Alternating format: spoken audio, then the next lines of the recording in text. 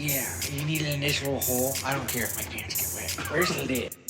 Welcome in to Keep It About Ball, bitch. Just a splash. Shitbag lizard people. Bro's QB2 is Aiden O'Connell. Fuck Sean Payton. Actually, when you add up the pick value, when you crunch the numbers, who the fuck's Jennifer? Alright, and welcome in to Keep It About Ball. Zach here on the Monday following the Super Bowl to talk about said game from the point of view as a Pats fan. I'll go ahead and start by saying overall, pretty boring game, kind of an ass game. If I was a non-fan of these teams, I'd have been pretty disappointed in the entertainment value on the night, pretty much as a whole. So to start the game, I just want to say it was definitely not a catch, by rule there by Cooper Kupp. That's by rule, that is not a catch. I don't know why we didn't challenge it. He clearly bobbled and stepped out. They even said in the broadcast, this is obviously not a catch. And, they get in the hurry up and try to go get the next playoff and still end up running the clock down plenty. I don't know why somebody didn't radio down to Vrabel and be like, hey, you got to challenge this dude. And maybe they did and he just didn't do it. I'm not sure. I think a common theme on the night was not that we weren't aggressive, but it wasn't confident aggression. You know what I'm saying? They took some shots and they tried to do some things, but it didn't really feel super confident. So on defense, that catch happens. Kenneth Walker starts the game off with a nice run. Doesn't do a whole lot more to start the game on that first drive and for the first quarter or so. Kind of get that catch, lets him get a field goal, and you're like, fuck, I really hope not challenging that doesn't come back to bite us in the ass. Of course, you probably know by now, we all do, that it wouldn't have mattered if they hadn't have got the field goal right there. But at that point in time, you're thinking, man, that could just be 3 points on the board that could really come back to bite us in the ass. We get out there on offense, and just the first look at the team, ignoring his ridiculous walk-in outfit, and it's really hard to keep defending Mac Hollins. I kind of hope they get rid of him soon so I don't have to. I respect the no shoes thing. I actually do, because I think that's real as fuck. But this dude, he's just a lot, and he's not good enough to be a lot, in my opinion. And just in that opening huddle, you see him in there, he's jumping around, he's going crazy, and they, show the rest of the huddle, and it just looked tense and nervous, and then they show Drake's face, and he just looks nervous and scared. He looks like he was seeing ghosts before the game even started. I hate to say it, but they did not look ready mentally before they even ran a play, in my opinion. And then they get started, and you could tell the team was tense. We just could not protect. I think Will Campbell is gonna have to move over to right tackle eventually, and we should look back into left tackle this offseason. He's not getting it done. And I've tried to defend him a little bit on this playoff run, because he has been playing against just a generational run of dudes. And maybe it is a little recency bias and I'm being hard on him, but you do look at his playoff run, it's Khalil Mack next round, it's Will Anderson and Danielle Hunter, and then in the championship game you got the pressure leader, I believe it was Nick Benito. I think he led in pressures this year, and was second in sacks to Myles Garrett, if I'm not mistaken. And you got Zach Allen. Yeah, you might not have some of the name value in that Denver defense, but that Denver defense and their pass rush is obviously filthy. And then you get to this game and you're dealing with the Seattle pass rush. That's obviously kind of like a pretty close to a murderer's row of pass rushes you're facing there in the playoffs. But, it's the playoffs. That's what you expect. You expect to see the best dudes, especially at a position like that. And you draft a dude with capital like that, expecting that he's going to be able to hold up in those situations. Now, do you expect him to be able to do that 100% as a rookie? Probably not. That's not a fair expectation. But what's gone on these last, even the last couple weeks of the regular season, it's just not okay. And I think if we swung him around to right tackle, he could be really good over there, probably. I hope. But it's just not getting it done at left tackle. But as for the game, though, Mondre was nice, there to get the game started, but we couldn't get anything else going, and he kind of fizzled out. The play calling was kind of unimpressive there to start, in my opinion. I think we were playing it pretty safe. Then again, there's no time to throw the ball. What can you do when you're just trying to get the ball out in time? Because, like I just got done saying, you can't block. And it didn't look good. And on defense in the first quarter, Barner is just cooking us, and ultimately for the whole game. But going through this quarter by quarter, in the first quarter even, he's cooking us already, which, I thought was kind of funny because coming into the matchup, everyone's talking about, ooh, Hunter Henry, he's the one who got the match, Seattle versus tight ends, and blah, blah, blah, watch out for Hunter Henry.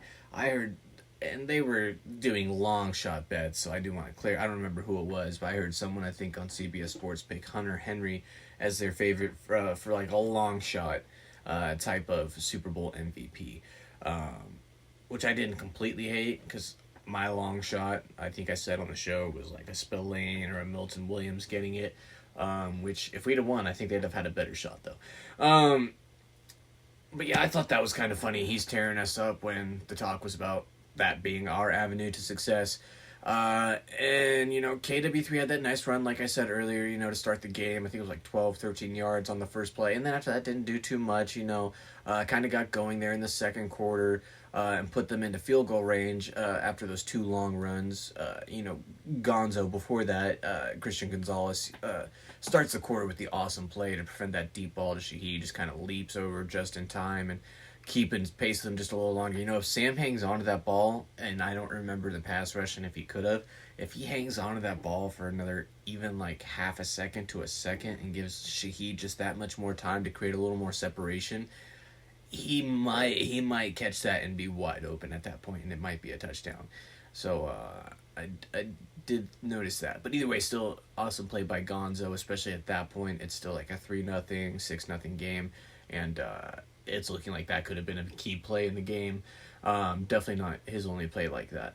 And then they get a little rough on that drive, and they go down the field a little bit. We finally get a hit on Darnold. They settle for the field goal, and I'm like, all right, cool.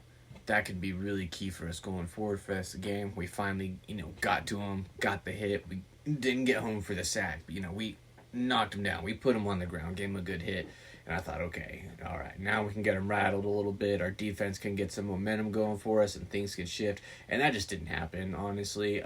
Not that Sam Darnold was great in this game, because I don't think he was. He made a couple of big plays when he needed to, which is championship football. That's what it's all about.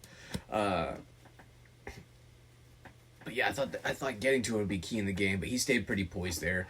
And we got after him on the third down, and then he, like I said, and then he comes back and he converts on a third down and long there, and they converted big time deep down the field. Kenneth Walker starts eating us up. Don't really have an answer. Shout out to him for dropping that third down catch. Not that it mattered, but even though the punt also ended up starting us at the 2 on that drive, that was special teams really. I mean, Jake Myers has a great argument. He should be Super Bowl MVP, and you could honestly just say special teams as a whole Super Bowl MVP for Seattle, because those punts pinning us back, or the Patriots back, at like the 1-2 yard line, those couple of times that they did, that's huge. And that's probably, I'm not going to say the reason that we never got momentum going. Like I said earlier, I think we came on the field tense. I don't know that there was a lot of hope for it, but like putting us in those kind of field positions, that's only going to tense things up, make things harder, and make it harder for us to get that momentum going. So I thought that was really big. And then of course Myers scores. He should have, in my opinion, been MVP. Like, if you take away all his points, I guess they still win. Damn it. Son of a bitch. That was bad. But still, I think you could have an argument. Although Kenneth Walker did have a great game, like 120 something yards, touchdown, whatever. Yeah. Both very deserving, in my opinion. On the following drive, get much going with the field position. We get the first down, and again, Drake is running for his life on second down. He's like, all right, we got a first down, let's get it going. And then it's a play or two later, and he's running for his life again. Passed up on an open receiver on that play too. And I felt like he did that a couple times in the first half. There were a few plays where he had, maybe not anything downfield, but at least he had Trevion or Ramondre right there, for a little check down that would have at least got a first down or set them up for a 3rd and short. And it just looked like he wasn't even looking at him. skipping ahead a little bit, like that touchdown late in the game that he hit to, I can't even remember if it was Trevion or Ramondre at this point, or if it was even one of them or not, I don't remember, but where he's running to the line of scrimmage and just sees the guy at the last point and throws it, and then immediately is like, fuck, I shouldn't have done that, and guy barely catches it, goes in the touchdown, it doesn't matter, because we're booty cheeks. Anyways, yeah, and ultimately on that drive ends up overthrowing Hollins. You really saw, especially in the first half, but in this whole game, how reliant the team was on Drake and what happens when Drake can't do it all. So, Mondre is an awesome piece, and I love to have him. And I think he's better. He's probably a top 12 running back in the league, or at least close. He's close within that range. I would say the 10 to 15 range, somewhere in there. But he's not a game changer. And we don't have any game changers at receiver. You know, we just don't have any game changers on offense aside from Drake, and he can't do it all. At least, you know, he can't do everything. At least not on offense. Well, of course, offense. That's what he plays, dumbass. Sorry, this is my first game recap like this, so if I'm not doing well, I do apologize for that. But yeah, the Seahawks on that last drive run out the half on us. I didn't really mind Vrabel not calling the timeout there because the offense wasn't getting anything going anyways, and the defense was our best unit. So I kind of get putting the trust in them, even though we ultimately give up the field goal, go down 9 at that point, I'm pretty sure, and lost where I was. Oh yeah, and I don't understand why we're looking at Cooper Kupp catch for so long there on that drive. Such a clear drop, and it ultimately got called that. But I didn't get why we were looking at that for so long. Like, it made no sense. Gonzo, another huge breakup on that drive, saved a touchdown probably.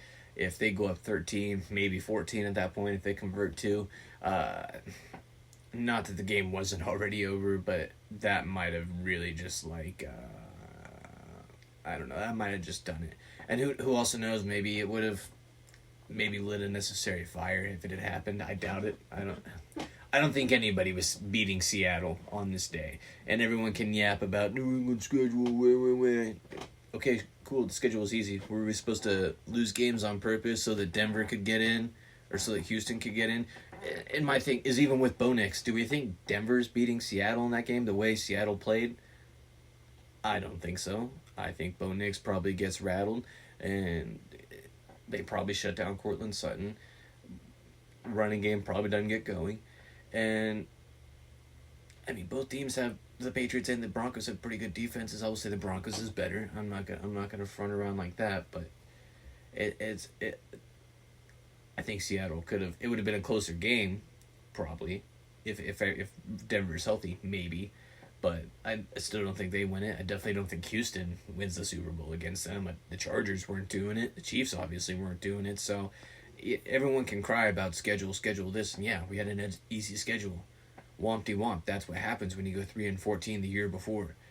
Like I said earlier, are we supposed to not capitalize on that and not use it to our advantage? Like, it's such a clown argument.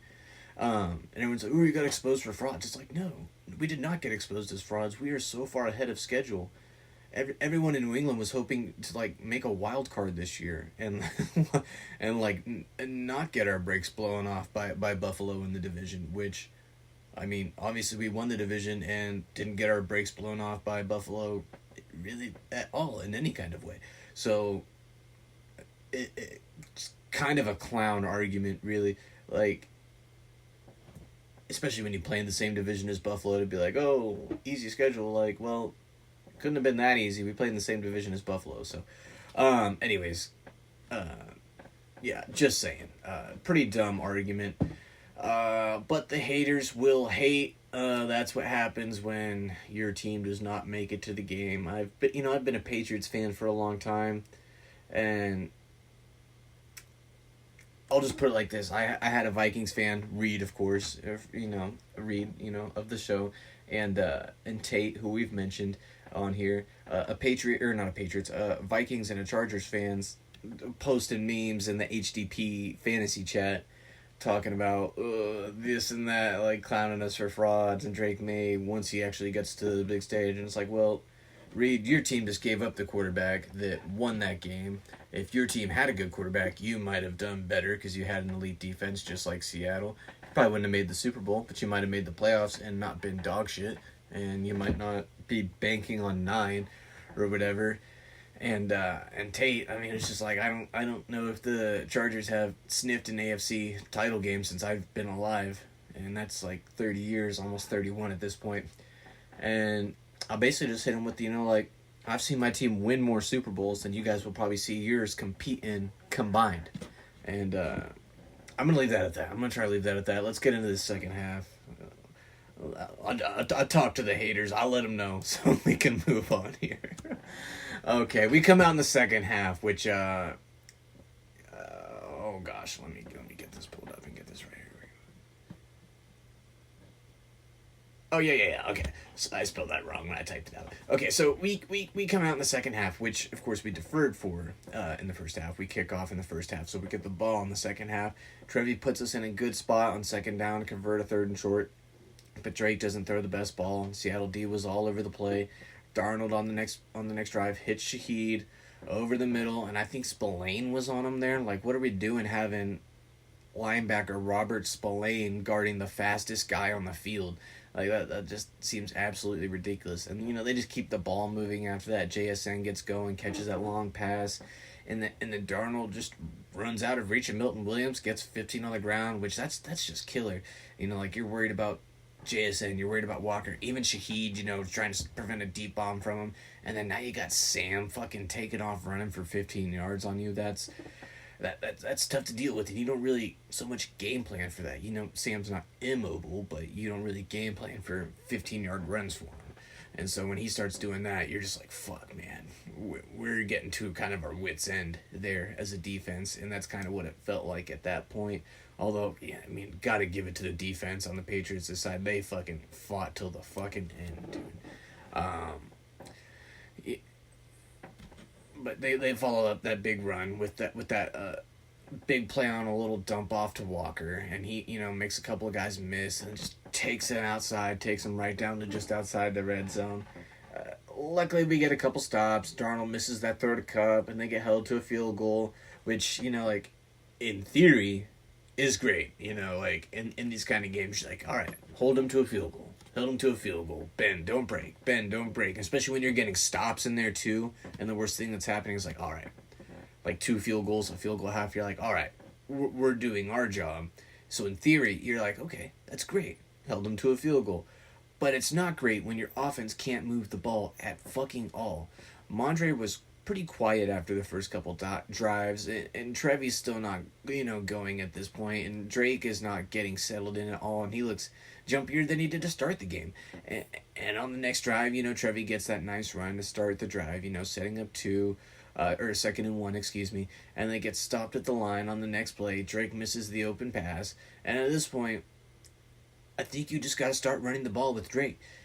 He's struggling to throw the ball. He can't get it anywhere. And we need to get the ball moving.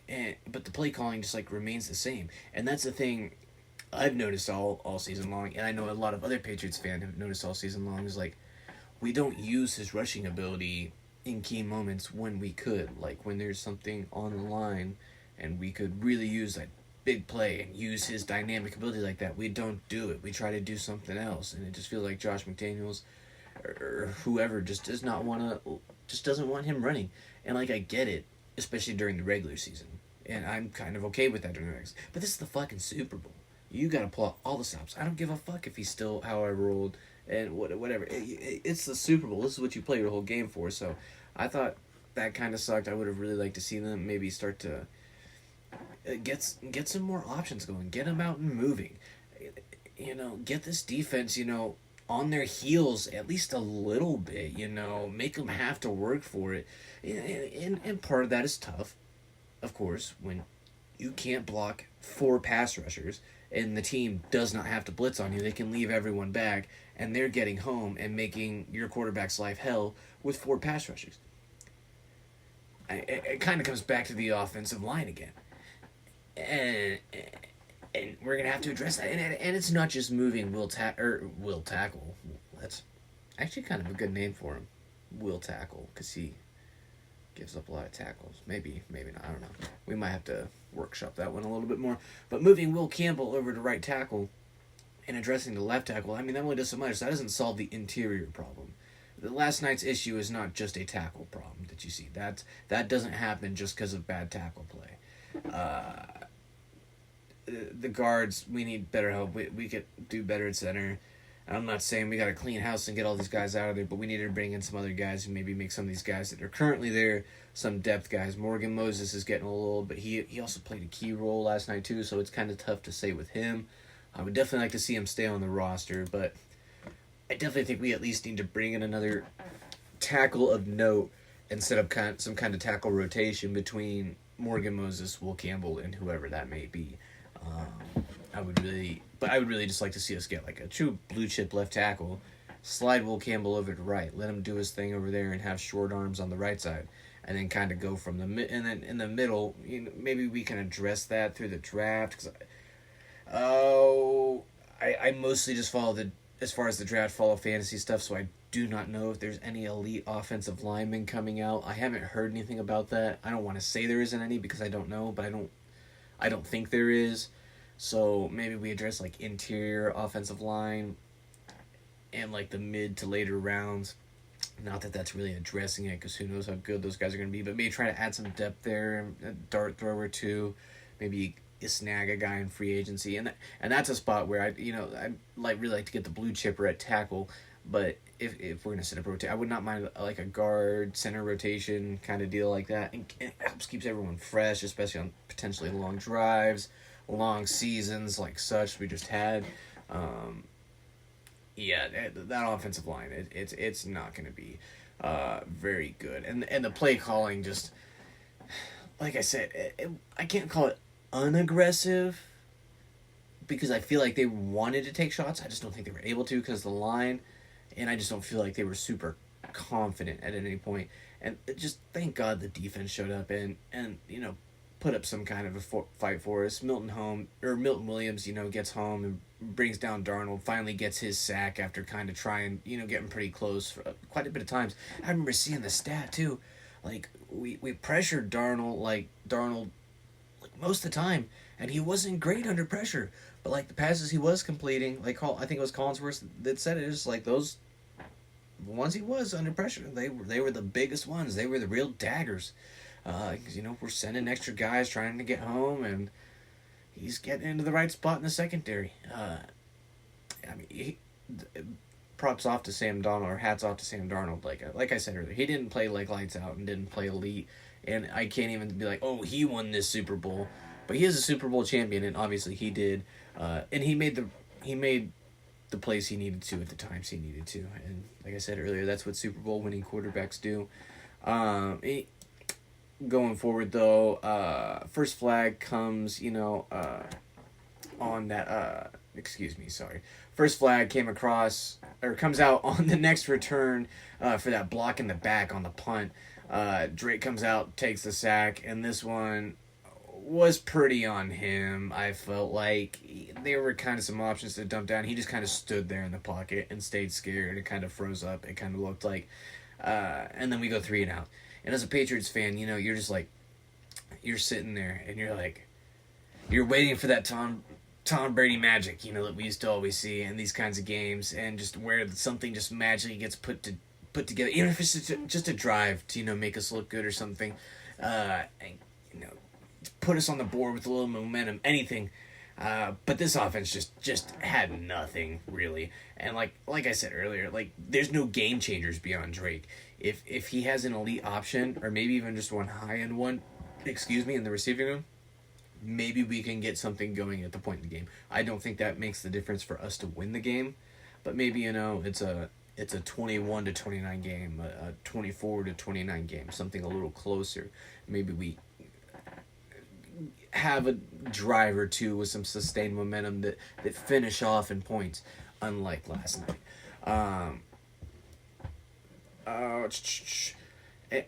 And also, so much for exploiting this Hunter Henry matchup I kept hearing about all week.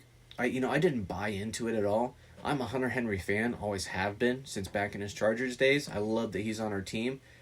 But it's very typical of him to let you down the second you think he's going to have a good game and he's going to do something awesome. And you're like, hey, you know what, this guy is low-key underrated.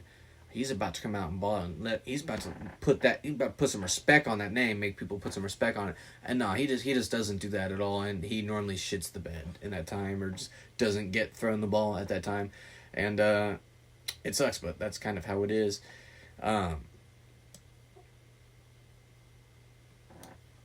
Excuse me. Sorry, lost track of where I was.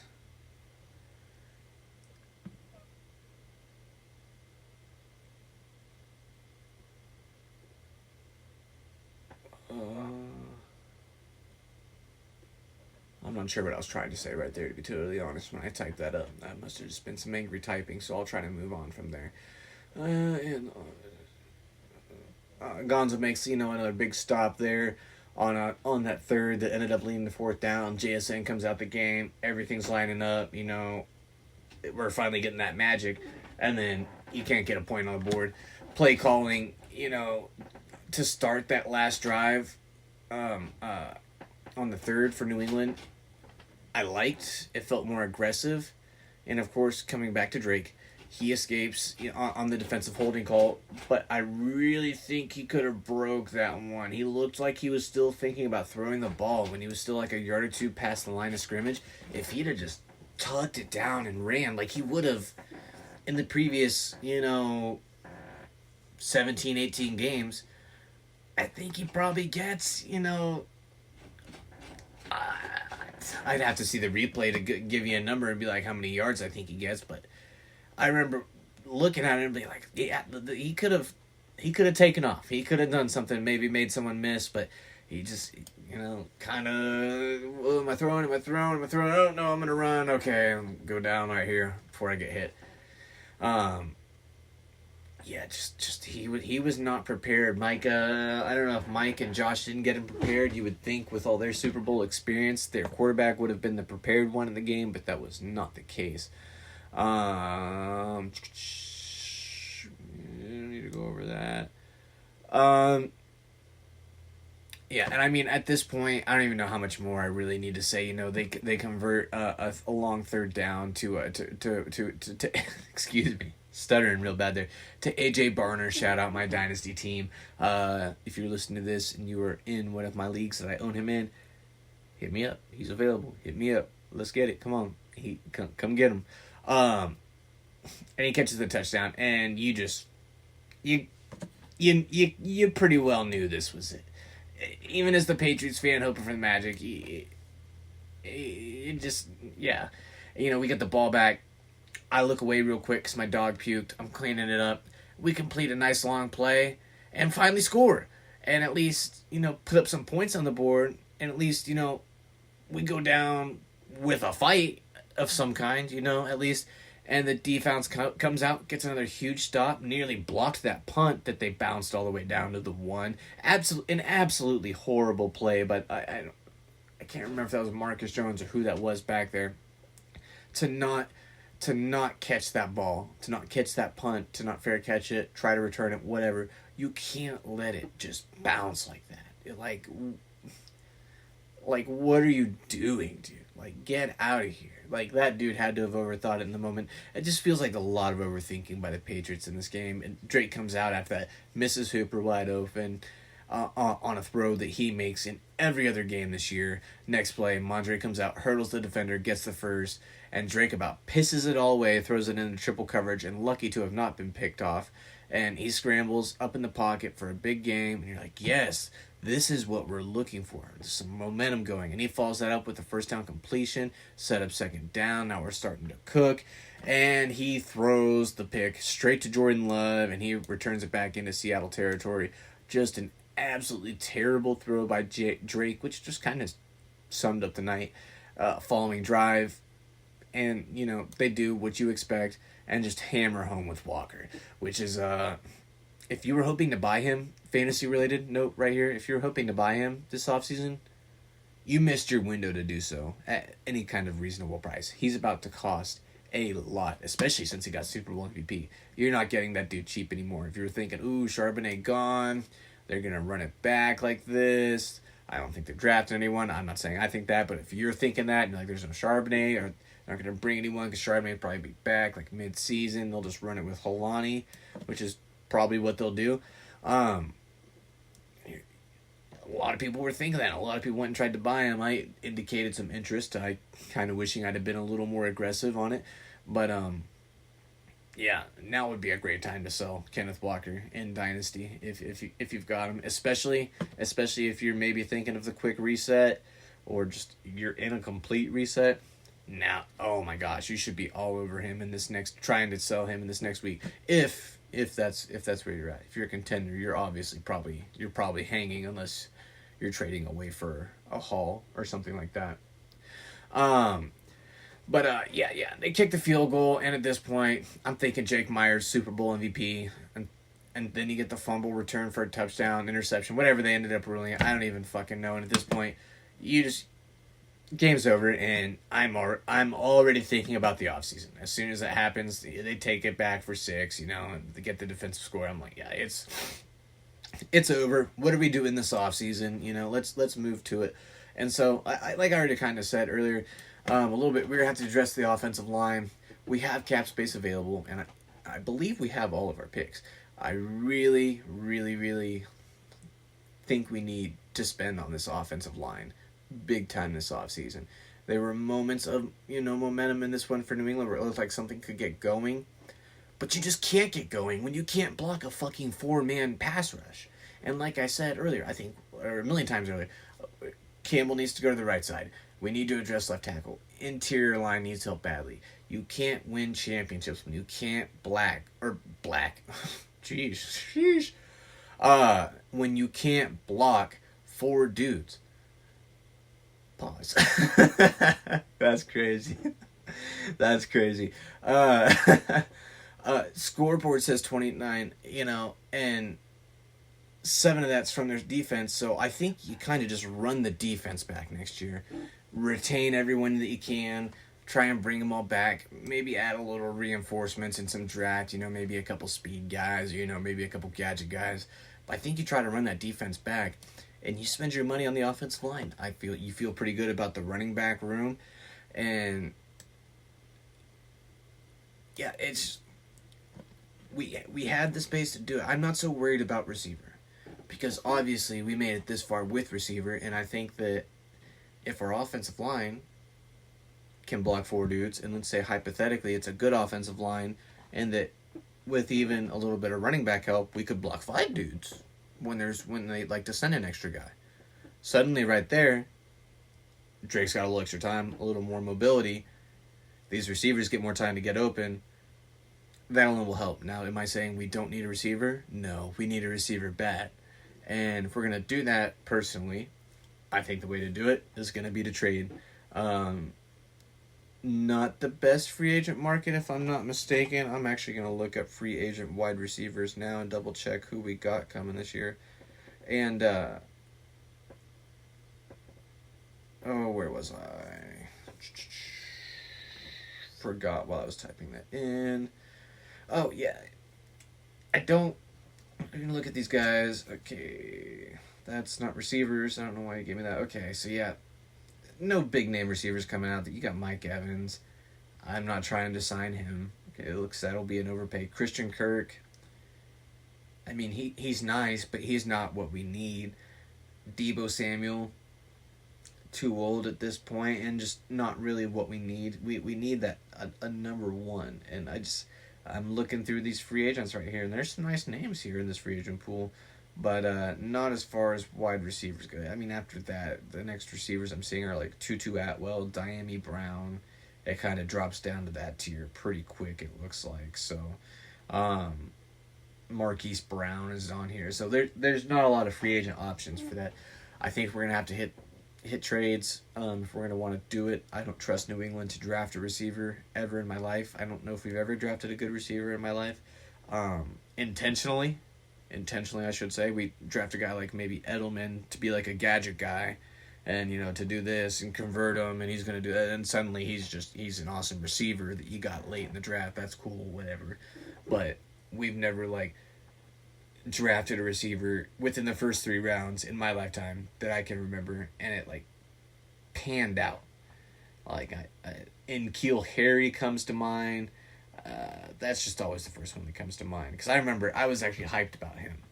I wanted the Patriots to draft him. Getting off topic here, but I wanted them to draft him. I was like, yeah, N'Keal Harry, that's the one, because he's tall, he's got the vertical, he can go make the contested catch. That's the kind of dude that's gonna fit in right there. That's the kind of dude we can develop into like a true number one.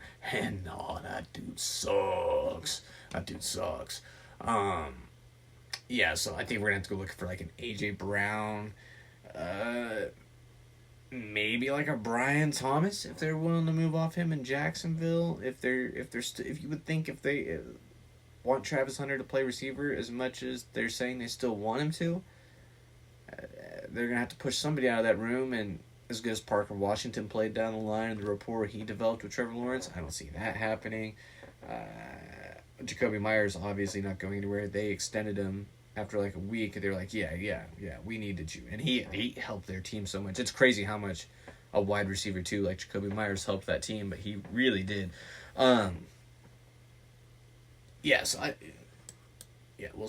We'll see if they move off Brian Thomas. Those would be a couple of number one kind of potentially number one guys. In that situation, I wouldn't feel real good about going for BTJ just because he does still need developed, and like I just kind of alluded to, like the Patriots aren't developing any wide receivers probably ever. So I think going for a proven thing that's been with at least our head coach, I can't say our whole coaching staff, but at least our head coach in AJ Brown, I think would be worth seeking. Probably gonna have to overpay for a little bit. I think that's okay. I think we have the resources to do that. So, yeah, definitely before we go big game hunting with like an AJ Brown, have to address and make sure we're doing everything we can to make sure the offensive line gets better first, and then go looking at that, and all the while kind of maintaining our defensive level, because our defensive level, we could win a Super Bowl with that caliber of defense we had last night. Scoreboard says 29, but 7 of those, of course, are from the Seattle defense. So really, you give up 22 points when your offense plays that piss poor and that kind of a game script. It's honestly kind of encouraging a little bit. It's like Gonzalez really stepped up, made huge plays in a big moment. It's like the defense was not the problem. So if we could just kind of keep what we got going there and just pour some resources into this offense and get Drake some real help. Mondre and Trevi are nice. We don't need to waste a single thing on running back. We've got an awesome 1-2 punch right there. Mondre can kind of do anything, kind of be more of a rumbling, stumbling, knock you, bruiser type. Not that that's necessarily his style, but he's more of that than Trevion is, and Trevion's more your explosive, blah, blah, blah. We all know that, blah, blah. I'm not telling you anything you don't already know, probably. But, yeah, as far as the look ahead for them, I think that was about all I had. Let's see what else I have here. It does suck to lose to Sam Darnold in a Super Bowl. I want to say that. But it especially sucks. I don't know if it sucks more or if it's actually a good thing that he didn't particularly have a good game and that he kind of did get carried just a little bit by special teams and that defense and Kenneth Walker. Because if Sam Darnold's the one to carve you up in the Super Bowl, that's a little less embarrassing. Or a little more embarrassing, I feel like. So I'm low-key kind of glad that if it was going to be a blowout, Sam Darnold at least didn't play good. But then again, if Sam Darnold plays good, then I could really, really rub it in Reed's face. And that's priceless. So, maybe that would have been the better way to go out. I'm not sure. But, and maybe I don't know. I'm probably wrong. It probably wouldn't have gone well. But, yeah, Reed, if you're listening, fuck JJ McCarthy, and I can't say fuck the Vikings because I kind of fuck with the Vikings, but for the sake of pissing you off, fuck the Vikings. Oh, man. But yeah, I guess all I really got left here is, just kind of, your general copium as opposed to the detailed copium I just gave you and all of that. But it was a tough loss. We're way ahead of schedule, though. And New England has already been spoiled with more Super Bowl wins and appearances than you could just about ask for any fan base in any sport. So I think most of New England would agree, like, yeah, we're pretty disappointed, but we're not going to be like, oh, fuck, blow it up. We're like, no, we're ahead of schedule. Life's good. Patriots will be back. Patriots are a Super Bowl caliber team again. Like, we're chilling. And still better than 30 other teams this year, schedule or not. So, like I said, certainly came a long way this year, especially from week 1, and even like the first 3 weeks, but especially week 1, which I admittedly panicked and said we were going to be ass all year again. I was like, well, fuck, we should have just kept Mayo, 'cause if you remember, we lose to Vegas in week 1. They kind of have a good game, and then we bounce back and start finding our footing and getting things going.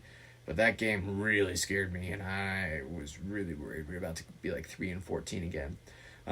So I'm glad we came a long way from that. The team grew a long way from that. And another offseason of these guys all working together and getting better. Drake will get better. I think Keyshawn Booty's going to get better. Trevion will be better. Low-key, I think Ramondre was really getting better at the end of the year. So if he could come back and kind of maintain that level or maybe even continue to get better, things are looking pretty bright. And maybe next year I will be able to bust out the Cuban cigars that I was really hoping to bust out last night. Did not get to. That's okay, because I did admittedly forget to order a cigar cutter, which, not that I care. I'll cut it with a knife. I'm a fucking real man, blah, blah, blah. Anyways, great job to the Seahawks. I owe my co-worker a steak dinner at Longhorn this week, up to $100. That was our bet, so we're going to go out to eat, and hopefully he does not rub it in my face the whole time. Just moving on from the game, some of my notes from the commercials. I didn't really prep this up for the show. These are just what I got kind of typed as I was, going along, just kind of what I thought about it. And so early on, I kind of thought, it kind of sucked, just not funny. Also really hate commercials using the word epic. I think it was the Ted movie that did that. They're like, wow, this is epic. And it's like, dude, bro, like, it might have been epic in, like, 2014 or 2015 when that word still had, like, any bit of its meaning left to it. But now that word's been fucking had the piss knocked out of it, and it doesn't fucking mean anything. And it's just a word filler at this point. And it kind of, I really hate hearing the word epic when it's overdone. I know the NFL hated seeing Drewski in that T-Mobile commercial after the dumbass shit he pulled the other night.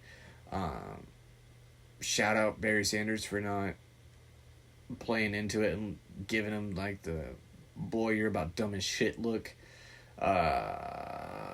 Just again, these commercials were just not funny.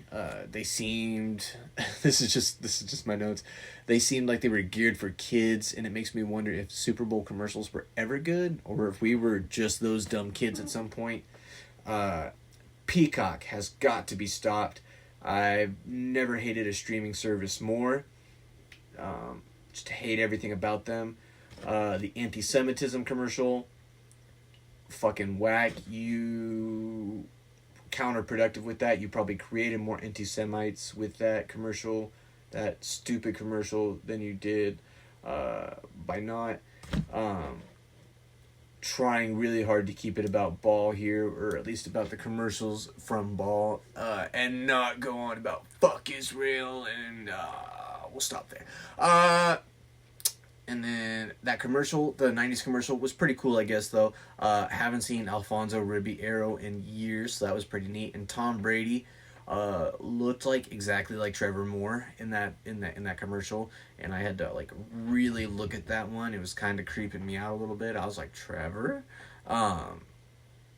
so did not like that. You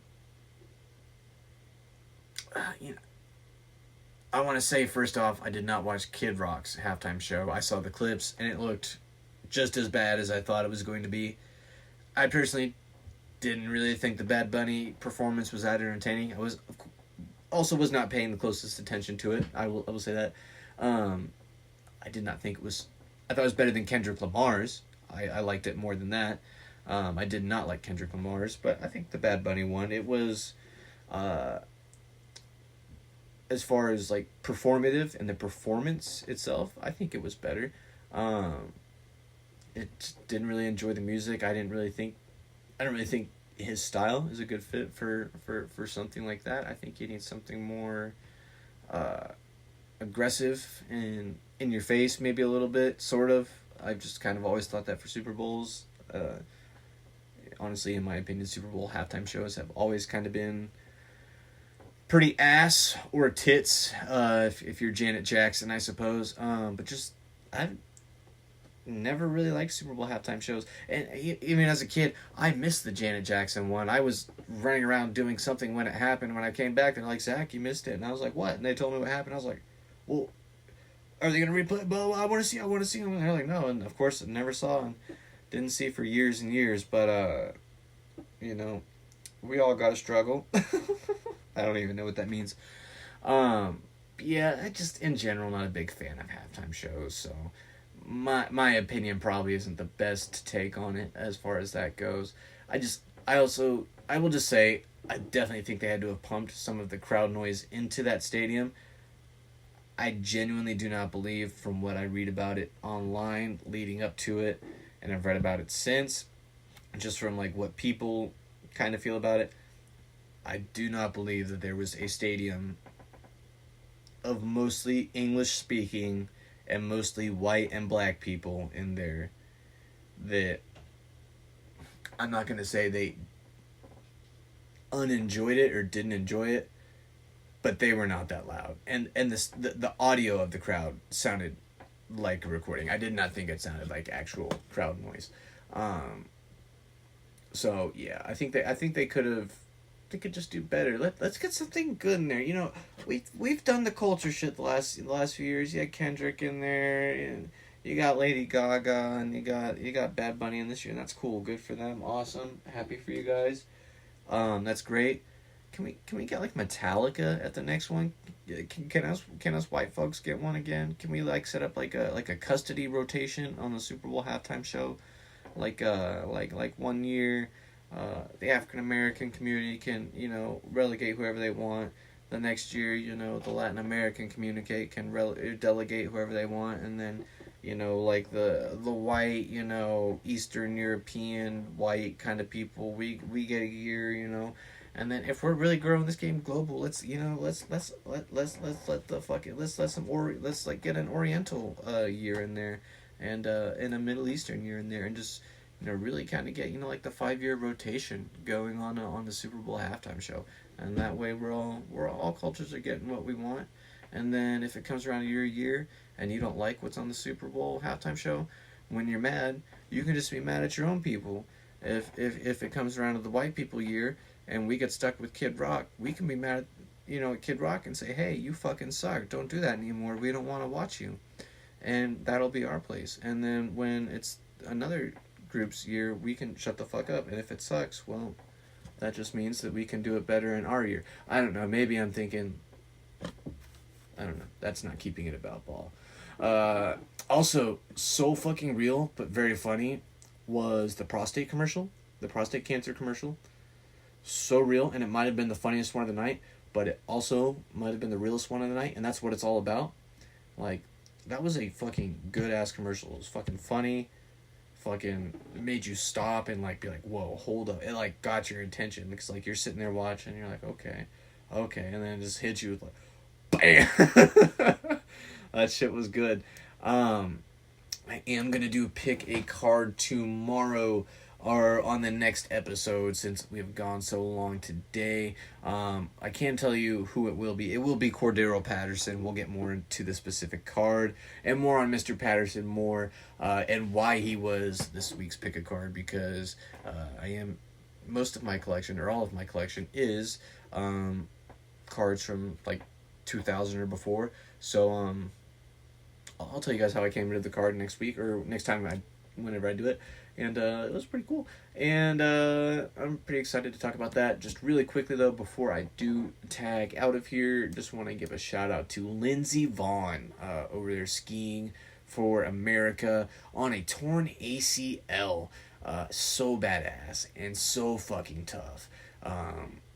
Representing us in the most absolute best way. It sucks how it ended for crashing and wrecking, but I really hope it was a fulfilling week for her to just get out there in the slopes and compete at that level. It's not a win, but for somebody who's already won so much at even that level, at the highest level, I would think there's got to be something kind of like wholesome and satisfying, like to one's self and like soul, and like just kind of like mind and spirit, like being like I did that shit.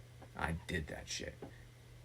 and I know all the dudes on the ski team probably aren't doing that. All the other chicks on the ski team aren't doing that. Like. And most normal people aren't doing that. And it's that kind of in your peace of mind, like I did that shit. Like I'm like that. I'm really like that. So shout out to Lindsey Vonn for doing that. Very cool. Very, very cool. Not just one of the toughest women in America representing us. She got to be one of the toughest people in America. That's a tough son of a bitch right there. So shout out to Lindsey Vonn. And that's going to do it for me and Keep It About Ball today. I will be back tomorrow or sometime soon with Derrick Henry, the Vet Value series, continuing that. I did add a couple quarterbacks to that to the series that I'm going to do once I finish up. I think it's Derrick Henry, Alvin Kamara, and Mike Evans.